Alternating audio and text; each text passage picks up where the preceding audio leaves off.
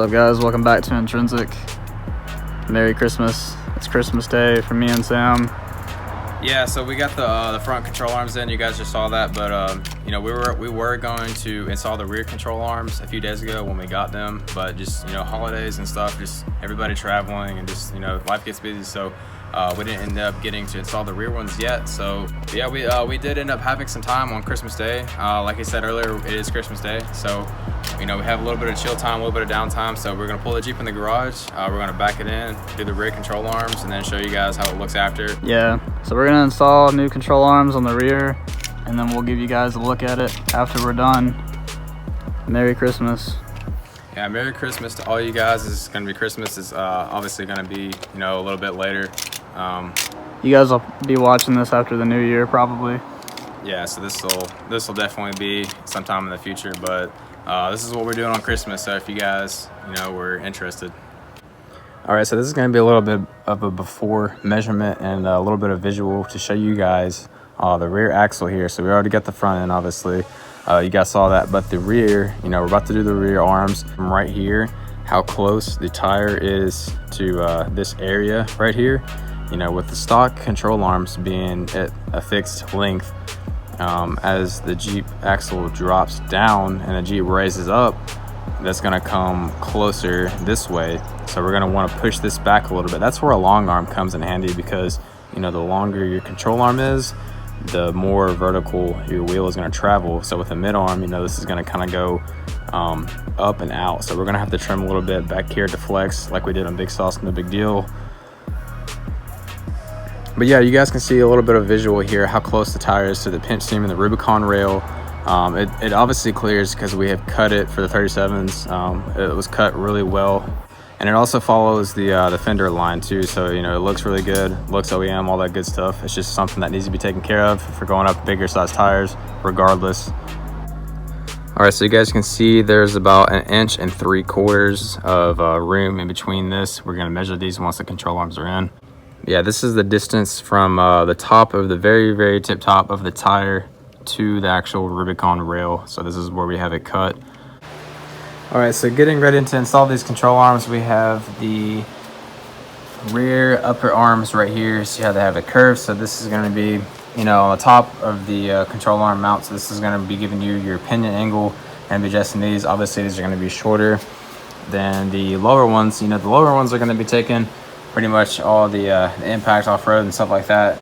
But yeah, these will be a lot longer because these will pretty much give you your wheelbase where your axle pretty much sits, and then this will kind of dial on your pinion angle.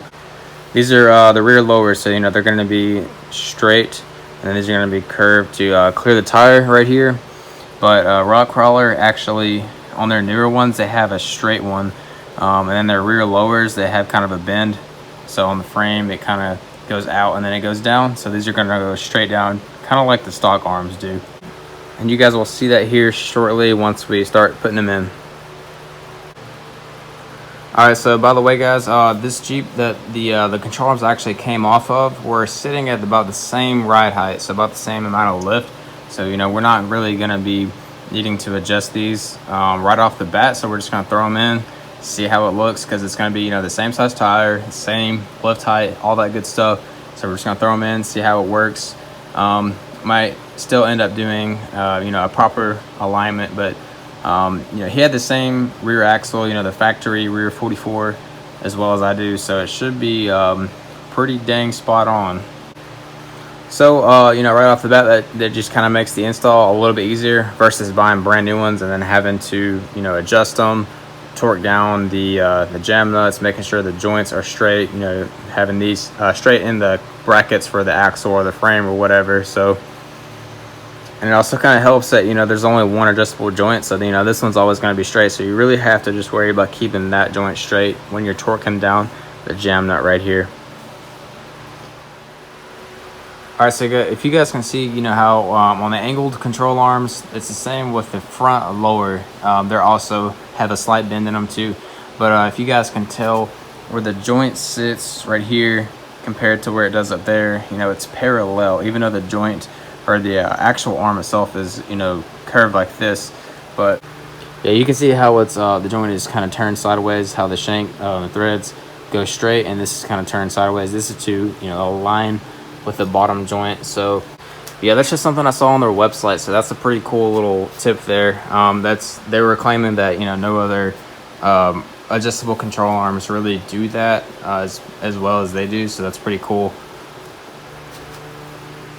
And then obviously, you know, here on these joints, they're called Duroflex joints, which is kind of Metal Cloak's their own name for their brand. So it's pretty much like a Johnny joint hybrid, basically. You guys check out their website.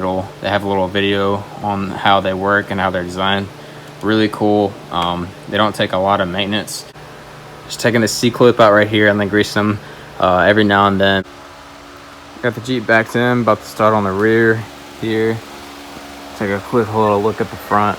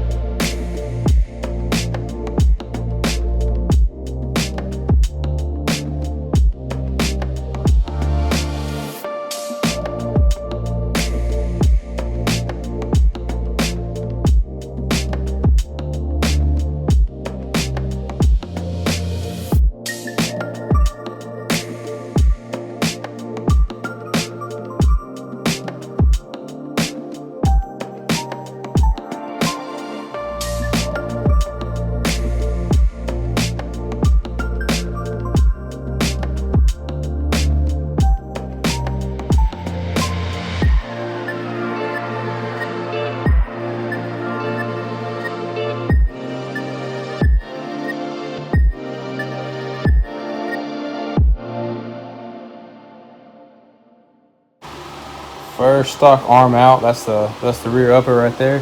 She's gone.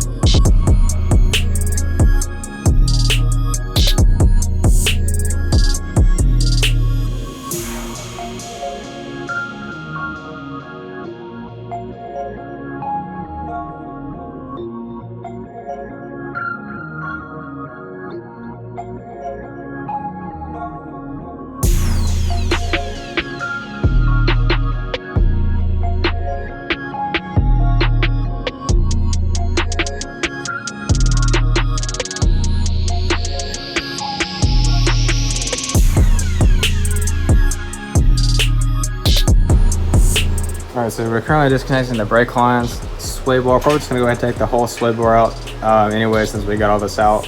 And then we also disconnected the rear shocks because we are trying to droop the axle so we can get the axle to kind of lengthen to fit the bolts up in the upper control arm.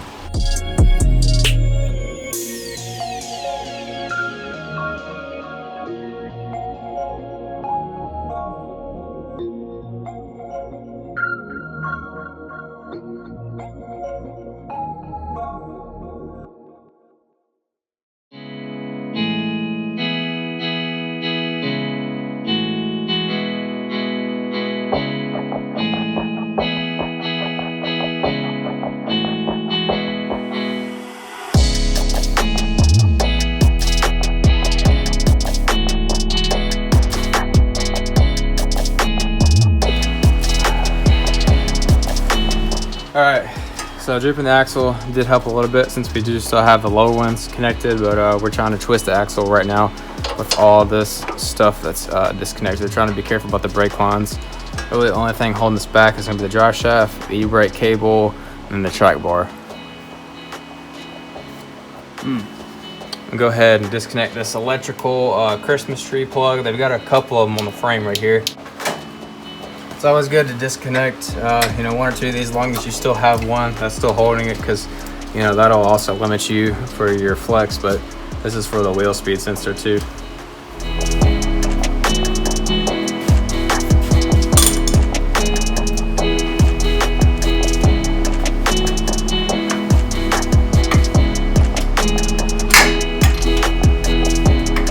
We didn't quite get enough room for the arm to fit, so we're supporting the weight of the axle with the jack and dropping the bottom control arm to have more room. Still gonna leave the other lower control arm, and just to keep the axle from falling out. Yeah,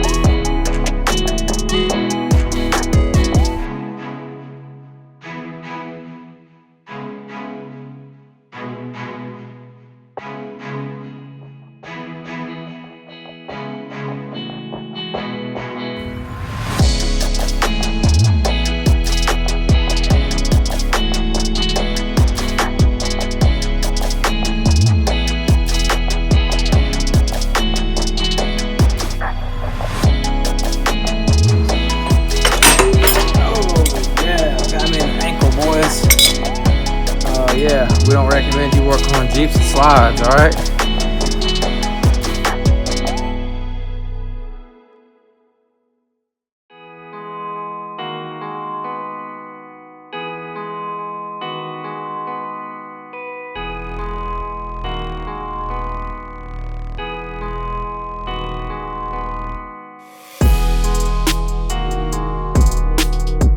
Alright, as you guys saw, Axel was able to just completely just slip out there, so we should be good to slide that bolt in the top arm.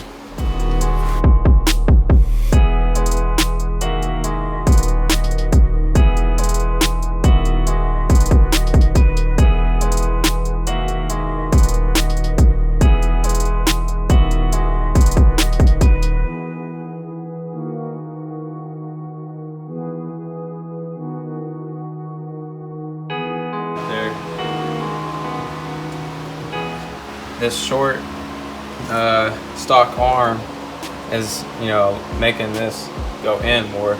You can see how the spring is like this when it needs to be up and down, so that needs to obviously get pushed back. This is obviously extreme because the axle is drooped out to like 8 inches of lift or something crazy, but yeah.